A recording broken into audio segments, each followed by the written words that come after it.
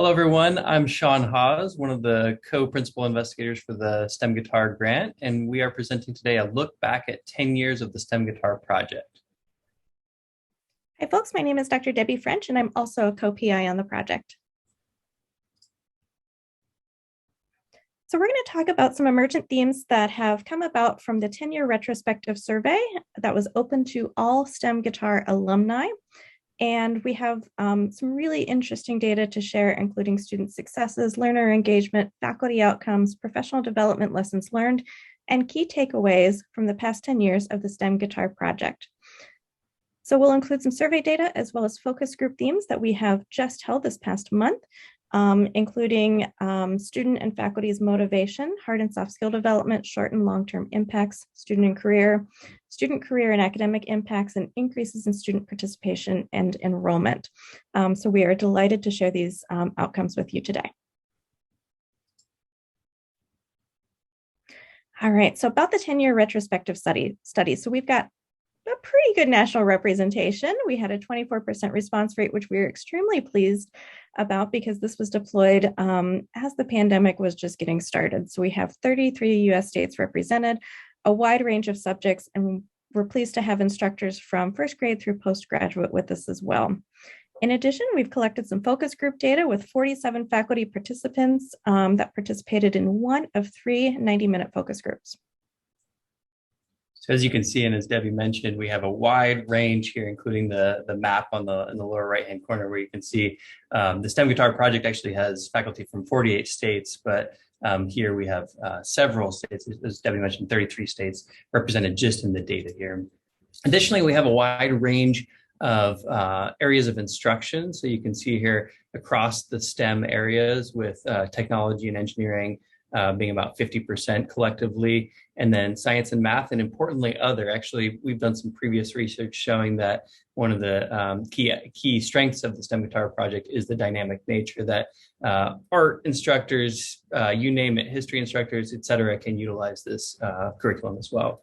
So a wide range of disciplines taught. And then also on the right, you can see not everyone that opted to participate in the study is still implementing. So we found that very interesting, that people are still willing to engage and passionate about the project, even though about 36% are no longer implementing the build at their institution. So we looked at student academic and career impacts, and we're pleased to share that students have lots of positive learning gains out of this, and they've taken the guitar and presented it in a couple of innovative ways. So we have a decent portion of students who have either developed tools or fixtures that were new to the project to help with the STEM guitar build. A lot of students created a STEM guitar spin-off project, such as they built amplifiers or pedals. Students may have even gained employment based on their guitar building experience, which is awesome to see.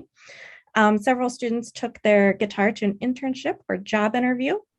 They may have streamlined or developed an innovative build process to help with the manufacture of the guitar.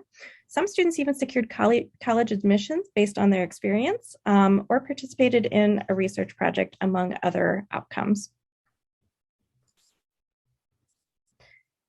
We also had faculty share what they noticed in their students. And so, of course, we had over 120 faculty reporting that their students really enjoyed hands-on learning, which is not a surprise to any of us. We also saw them developing some soft skills, such as pride in their workmanship. Almost 120 respondents said that. They also found their students even more willing to tackle challenging problems. Students enjoyed learning through an integrated STEM education setting. Students also overcame obstacles and developed skills such as resiliency. They became intrinsically more motivated, attendance increased, and other teachers saw an increased GPA and graduation rates. So in addition, we also saw some soft skills development. So we saw these themes echoed again. And so a lot of teachers reported noticing that their students were developing problem-solving skills, increased collaboration, becoming more self-directed, more receptive to feedback, flexible, etc. You can see this nice word cloud in the corner that shows the frequency of some of those themes that Debbie spoke about that came up in the qualitative data.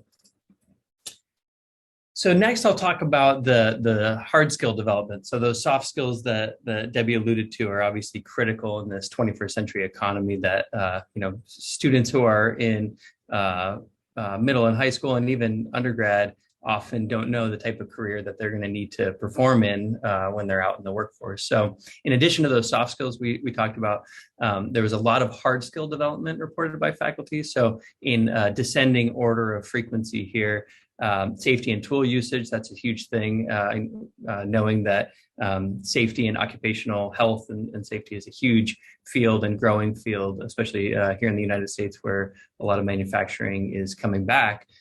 Huge hard skill there. Finishing, so attention to detail with some of the finer points of the build process. Electronics and soldering, you'll see that come through in the word cloud coming up on a next slide in terms of a common theme. Quality control, again, huge, important hard skill to have in the area of manufacturing as well as management.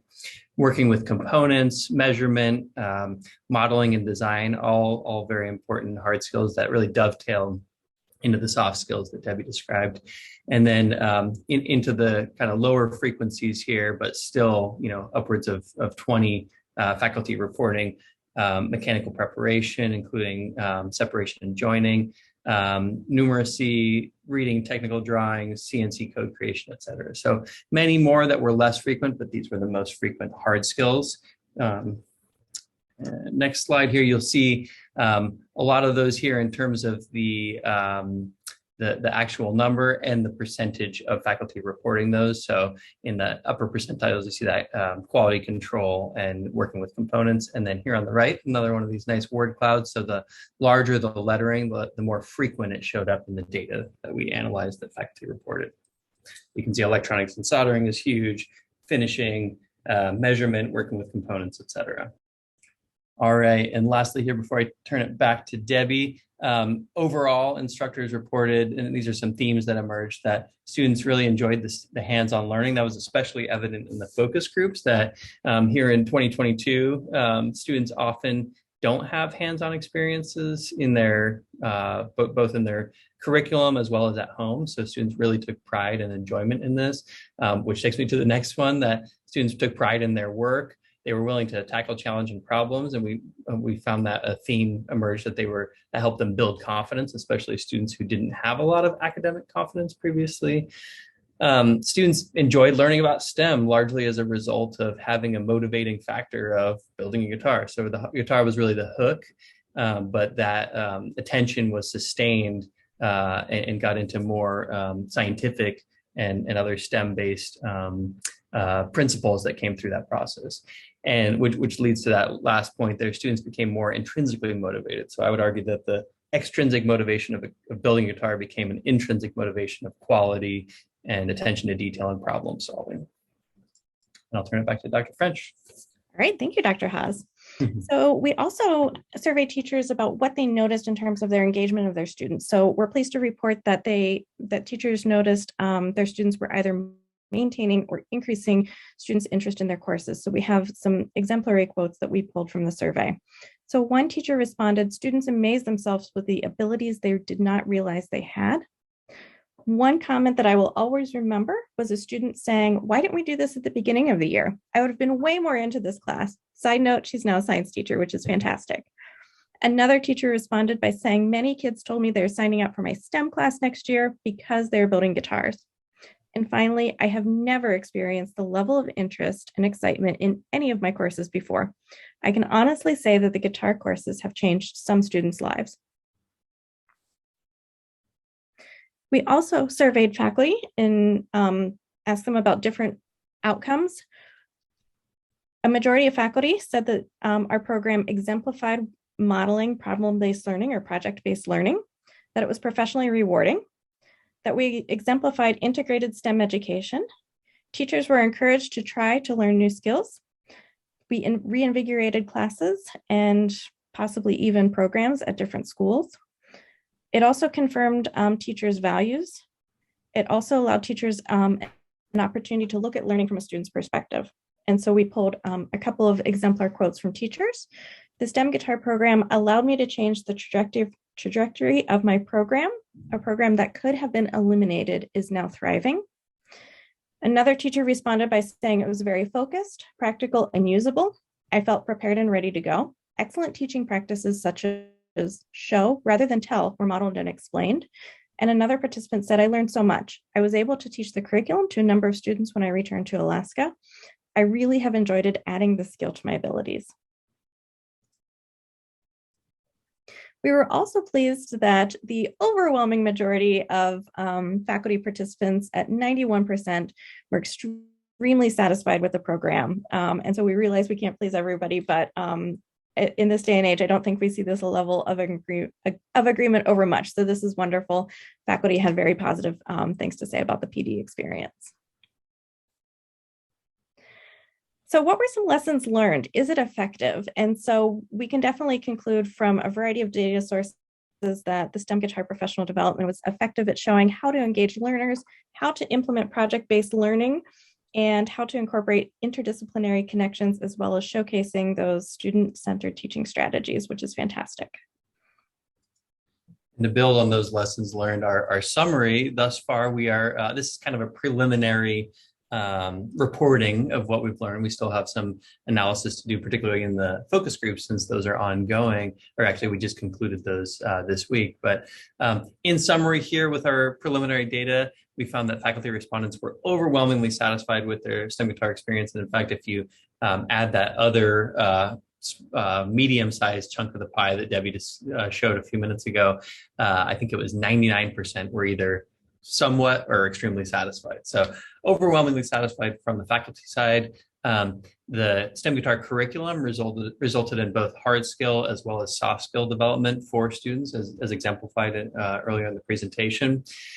The STEM guitar project provided a model for future STEM development efforts. In fact, in two of the focus groups, there were participants who said that they saw this project being presented on the national stage in Washington, D.C. at one particular plenary session that we did with about 600 people present. Two different future PIs saw that project and started projects of their own modeled on this that are now funded by the NSF. So not only for future projects, but current professional development projects, even within the National Science Foundation.